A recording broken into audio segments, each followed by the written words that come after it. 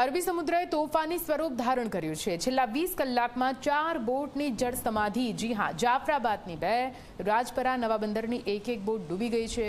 માછીમારી કરવા ગયેલા 7 ખલાસીઓને બચાવી લેવામાં આવ્યા છે।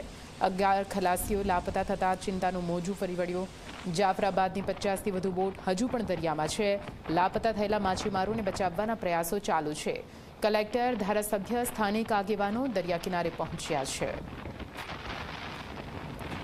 તો આપને જણાવી દઈએ, હવામાન વિભાગ દ્વારા આગાહી કરવામાં આવી હતી કે આગામી 4 દિવસ માટે દરિયો તોફાની બનશે, વધારે પવન ફૂંકાશે અને એ જ પ્રકારની કંઈક પરિસ્થિતિ હાલ તો દરિયાકાંઠાના વિસ્તારોમાં જોવા મળી રહી છે।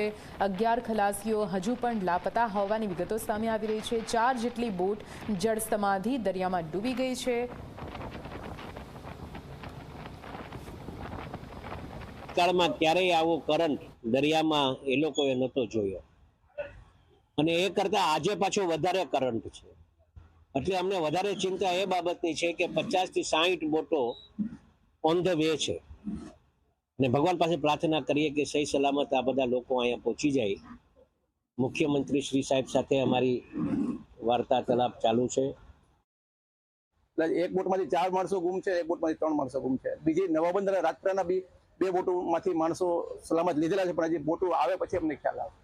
જય તાત્કાલિક છે એ 19 નોટિકલ માઇલે અને બીજી બોટ દમયંતી નૌકા 25 નોટિકલ માઇલે બનાવ બનેલો છે અને લગભગ 50-60 બોટો બાકી છે।